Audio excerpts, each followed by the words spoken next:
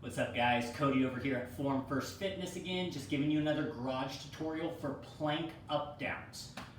For a plank up down, we are going to start in that tall plank position, and then you are going to try to match your elbow to your hand. So you will drop the right elbow to where the right palm was, follow left elbow to where left palm was, and then we're gonna pick back up with the arm that dropped first. So we'll go right hand and then left hand. Then as you alternate, you wanna make sure you're switching sides to get equal core and oblique activation. So now we'll go left elbow down first, right elbow, pick that left hand up, pick that right hand up. Keep alternating, make sure those hips stay tight and we're not letting one hip drop down to the floor.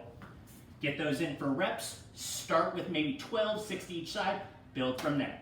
If you guys like this video, make sure you're liking, commenting, and subscribing.